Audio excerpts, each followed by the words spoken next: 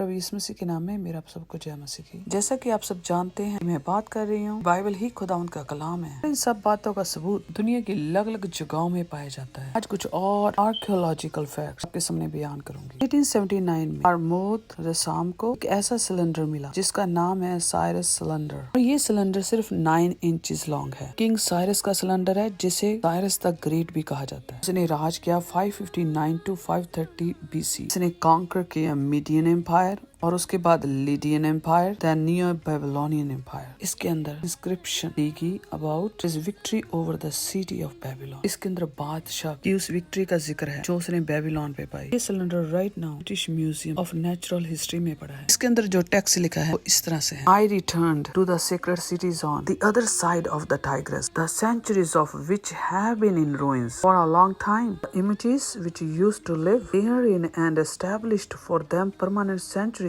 और उसकी ये इंस्क्रिप्शन बिब्लिकल वर्सेस के साथ परफेक्टली मैच करती है। इसके अंदर साइरस ये डिक्लेयर कर रहा है यरूशलेम का टेम्पल रीबिल्ड होगा, और ये सेम कन्वर्सेशन के अंदर भी पाई जाती है। अगर आप पढ़े एजरा 1:1-11, एक बहुत बड़ी टेस्टमनी जो बाइबल की एक्यूरेसी को सपोर्ट करती है। कितनी बड़ी बात है, उस टाइम के बादशाह जो इतने अमीर होते थे, इस तरह से वो अपने बारे या अपने कामों के बारे लिख कर छोड़ गए। ये सारी लिखी हुई बात और उनके द्वारा बनाए हुए मॉन्यूमेंट्स बहुत बड़ा रोल अदा किया ताकि कलाम को राइट सिद्ध करने के लिए और झूठ को एक्सपोज करने के लिए। नेक्स्ट मैं बात करूंगी ज़ेडकिया किंग के बारे में, जो यहूदा का लास्ट किंग था। अमेरिकन स्कॉलर जेम्स बार्कले 1954 ऐसे ही वॉक कर रहा था, अचानक से उसका डॉग उसे नजर ही नहीं आया, से वो डिसअपीयर हो गया। फिर उसने देखी एक्चुअली वो एक डिच के अंदर गिरा हुआ था। उसने उसे निकाला और चला गया। नेक्स्ट डे वो अपने बच्चों के साथ वहां पर आया चेक करने के लिए, और वो छुप कर उसमें जाना चाह रहा था। और जैसे ही उसने स्लाइड इन किया तो उसने बहुत बड़ी विशाल केव देखी, and it is the biggest man made cave. जैसे केव के अंदर एंटर करते हैं, उसके अंदर क्वायरिंग मार्क्स नजर आते हैं, मींस ऐसे निशान नजर आते हैं। इससे ये पता चलता है कि यहाँ से बड़े बड़े पत्थर काटे गए हैं, और इसके लिए बहुत ज्यादा लेबर की जरूरत भी पड़ी होगी। लेबर मतलब थोड़ी सी नहीं, हजारों के हिसाब से, क्योंकि ये इतना इजी नहीं है काटना। So according to Bible researchers, अगर आप पढ़े फर्स्ट किंग्स चैप्टर 5:15-17, तो उसमें ऐसा लिखा है कि किस तरह से सुलेमान ने 70,000 बोझ ढोने वाले हायर किए, और 80,000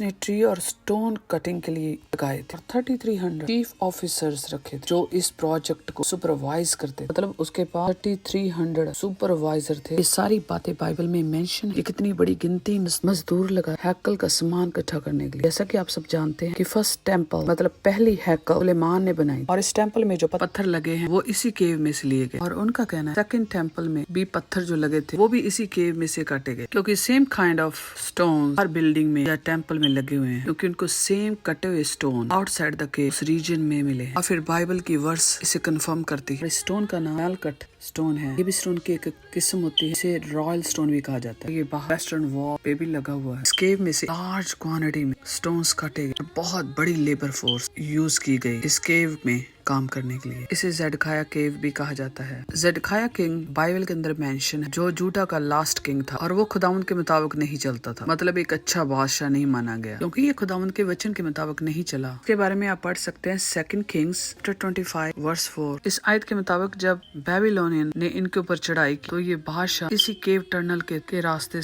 भाग रहा था, लेकिन वो सक्सेसफुल नहीं हुआ। स्टिल बेबीलोनियन ने उसे पकड़ लिया, और इसकी एंडिंग बहुत बुरी हुई। पढ़ सकते हैं 2 किंग्स चैप्टर 25:5। इसकी 7 वर्स पर उसके अंदर ऐसा लिखा गया किस तरह से इसकी आंखें निकाली गई, और इसके बच्चे मींस इसकी फैमिली उसके सामने स्लॉटर किए गए। सोलोमन टेम्पल डिस्ट्रॉय किया गया। यहाँ पे छोटा सा एक स्प्रिंग है, इसे बहुत थोड़ा थोड़ा पानी गिरता रहता है। इसे टीयर्स ऑफ ज़ेडकिया स्प्रिंग बोला जाता है। मतलब ये ज़ेडकिया के आंसू हैं, इसलिए नहीं कि उसकी फैमिली खत्म हो गई, बल्कि टेम्पल और यरूशलेम के डिस्ट्रक्शन के लिए बहाए गए। इस वजह से आज तक नेचुरल थोड़ा पानी गिरता रहता है, इसलिए इसको ज़ेडकिया टीयर्स स्प्रिंग बोला जाता है। He is crying to this day। वो किंग जो कभी भी खुदावंद के रास्ते पर नहीं चला, और उस टाइम के लोग भी खुदावंद से दूर थे, जिस वजह से ये गुलामी में चले। आज भी बहुत ऐसे लोग हैं जो खुदावंद के रास्ते पर नहीं चलते, या तो वो शैतान के गुलाम हैं या इस दुनिया के दूसरी कौमों के भी गुलाम हैं। ये एक बहुत बड़ी टीचिंग भी है क्रिश्चियंस की, बहुत जरूरी है खुदावंद के हुक्मों को मानना और उसके मुताबिक चलना। जब जब कभी भी खुदावंद के लोग नाफरमानी तब वो गुलामी में चले। आज भी ऐसा हो रहा है, बहुत क्रिश्चियंस गुलामी में रह रहे हैं, बहुत क्रिश्चियन कंट्रीज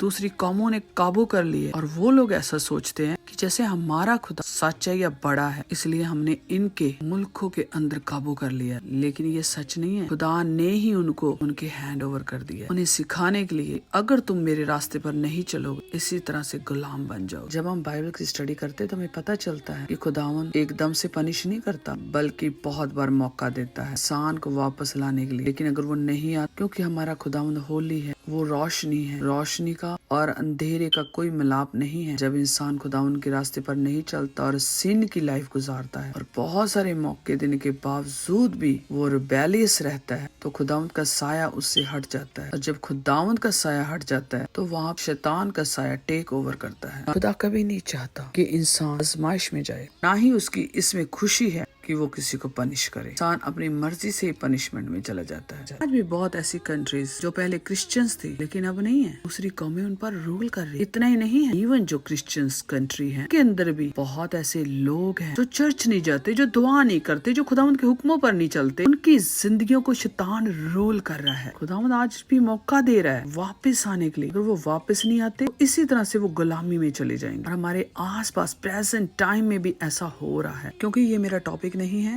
इसलिए मैं इसके ऊपर ज्यादा बात नहीं करना चाहती, लेकिन इस स्टोरी से हमें बहुत कुछ सीखने को मिलता है। We must need to walk according to the word of God if you want to live free life। इस केव के अंदर ही अंदर बहुत सीक्रेट रास्ते भी हैं। एनीवे मैं आपको ये बताना चाहती हूँ कि ये वो केव है जिसे किंग ज़ेडकिया ने यूज किया और सुलेमान ने इसे डिग किया और इसके पत्थरों को इस्तेमाल किया। और इसके पास जगह है जहाँ पे प्रभु यीशु मसीह क्रॉस पर चढ़ाया गया। इतनी सारे बिल्डिंग्स, केव्स, बर्तन, स्लैब, प्रिज्म, अनगिनत मटेरियल मिला है, जिससे ये प्रूव होता है कि बाइबल के अंदर बताई सारी बात राइट है। बाइबल खुदावंद का कलाम है और इसमें जिंदगी है। जो लिखा है वो पूरा होता है। God bless all of you.